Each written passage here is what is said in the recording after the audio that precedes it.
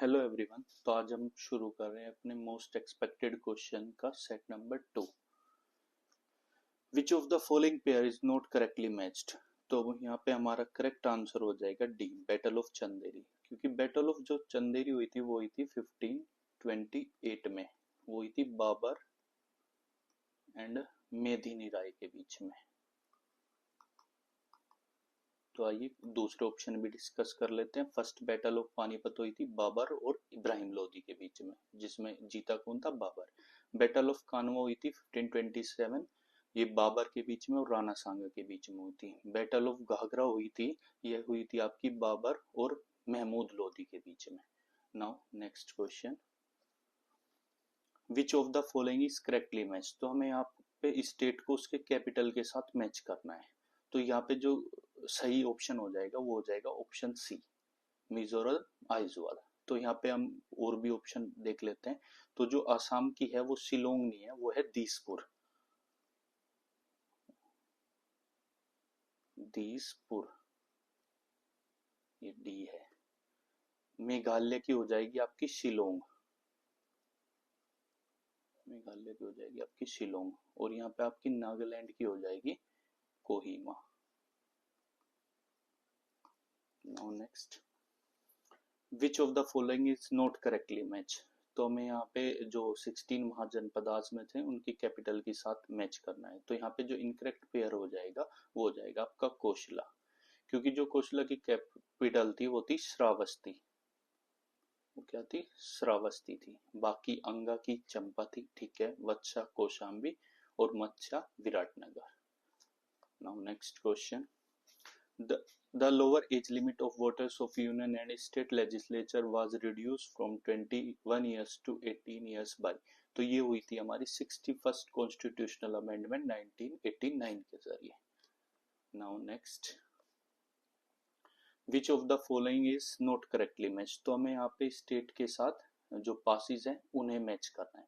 तो यहाँ पे जो इनकरेक्टली मैच पेयर हो जाएगा वो हो जाएगा हमारा ऑप्शन सी। क्योंकि जो नाथुला है वो मेघालय में नहीं, वो है सिक्किम में, वो हो जाएगा हमारा सिक्किम में। तो हम यहाँ और भी देख लेते हैं। जैसे जोजिला किसे कनेक्ट करता है? ये करता है लद्दाख वैली को कश्मीर के साथ कनेक्ट। और जो हमारा शिप किला है वो इंडिया और चाइना को कनेक्ट करता है, इंडिया एंड करता है इंडिया और चाइना को connect. Now next, which among the following articles of the Indian Constitution empowers the governor to issue ordinance। तो इसमें जो करेक्ट आंसर हो जाएगा वो होगा article 213।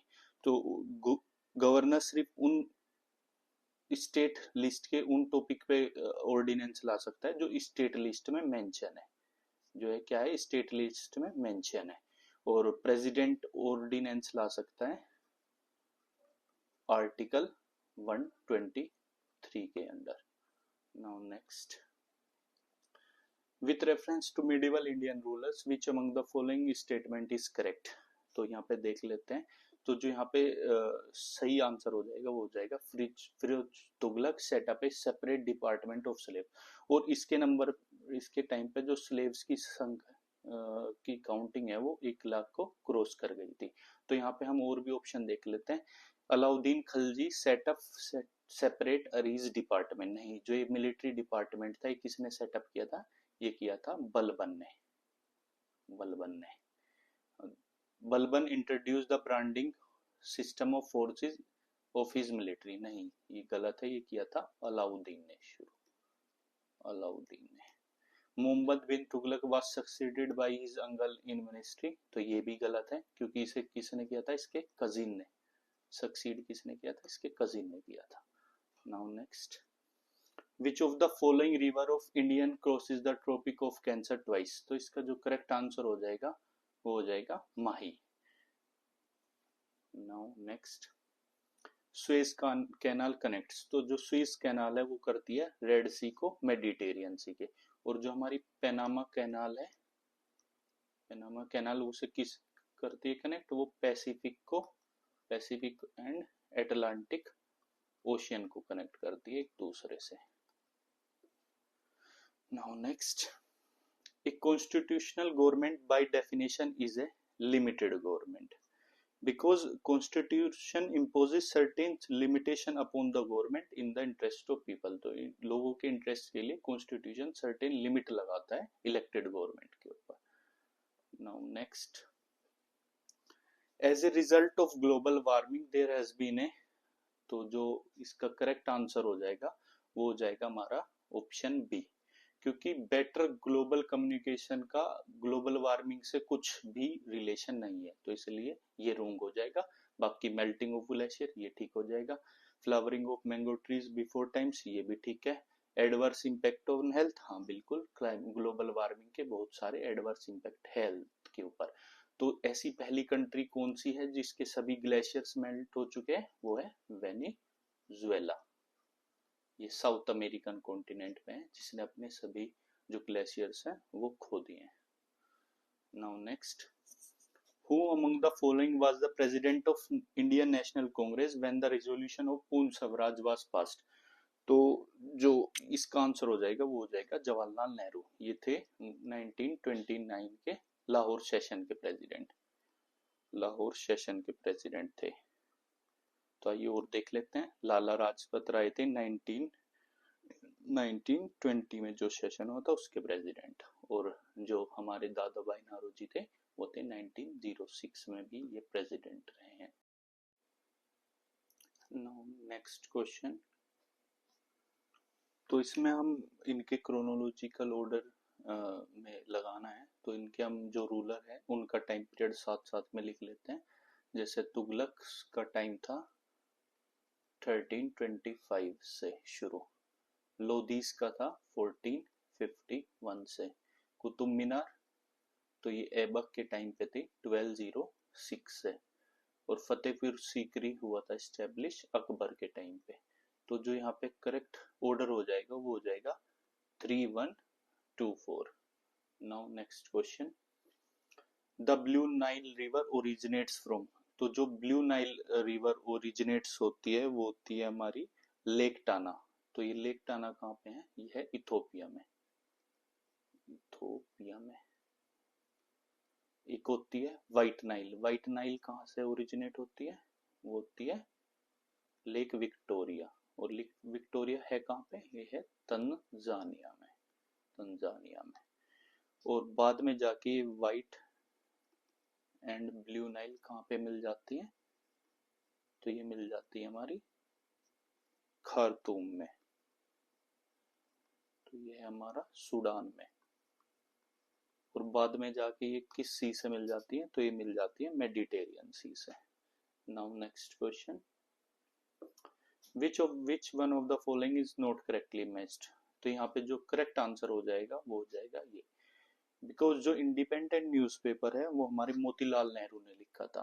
Motilal Nehru.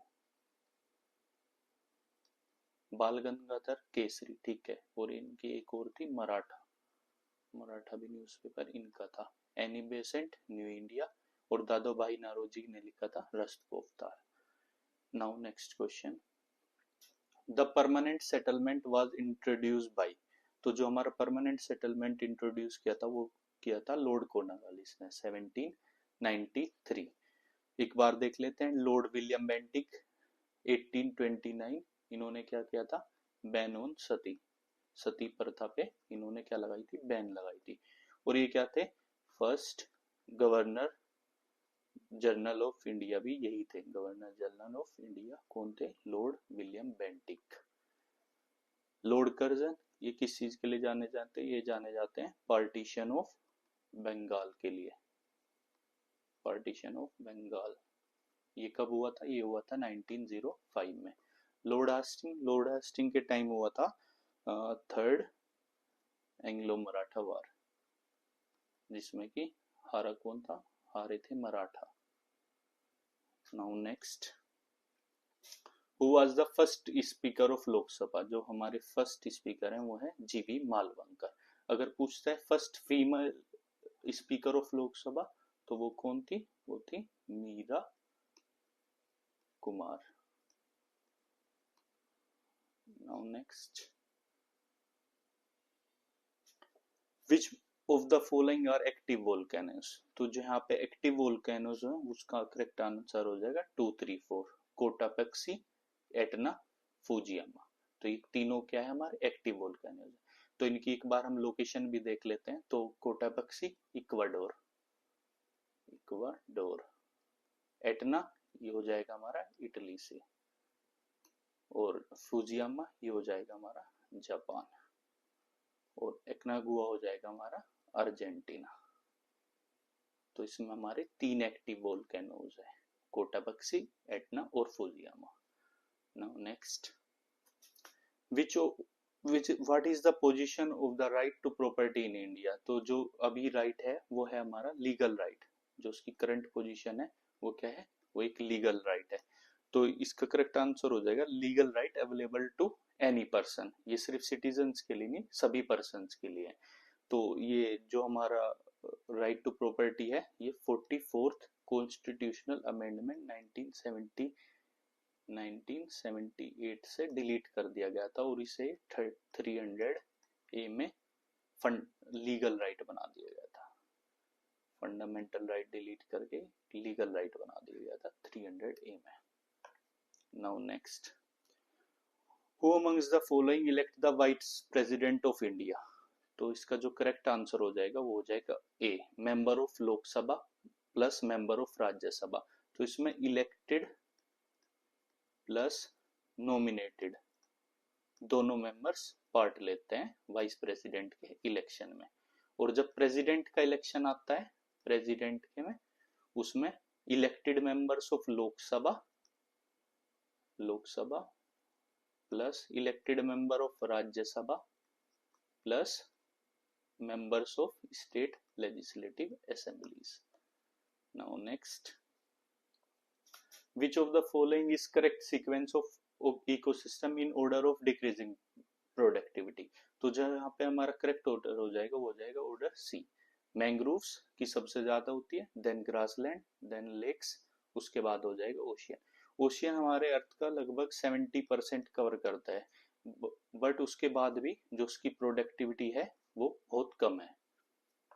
Now next, the parliament will make law for the whole or any part of India for implementing international treaties, तो इसमें वो without the consent of any state कोई भी इंटरनेशनल ट्रीटी को अप्लाई करने के लिए लॉ बना सकती है without the consent of state. ये कौन से आर्टिकल के उससे कर सकते हैं, आर्टिकल 253, आर्टिकल 253।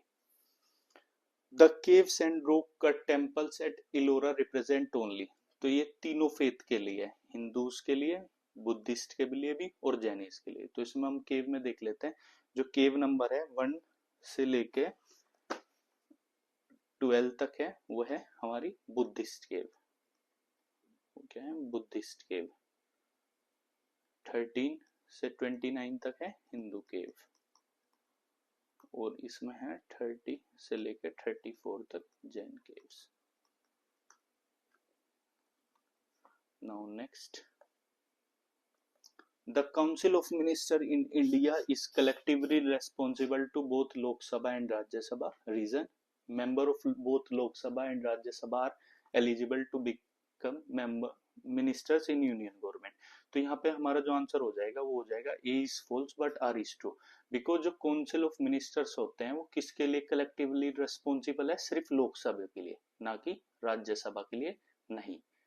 और जो यहाँ पे हमारा सेकंड आंसर रीजन हो जाएगा वो है करेक्ट, क्योंकि लोकसभा या राज्यसभा किसी का भी मेंबर मिनिस्टर्स बन सकता है यूनियन गवर्नमेंट में। Now next, in which year was the water pollution prevention and control act enforced, तो 21 ईयर में होता 1974 में, जिसका करेक्ट आंसर हो जाएगा 97। अब एयर पोल्यूशन एक्ट देख लेते हैं, वो कब आया था 1981 में।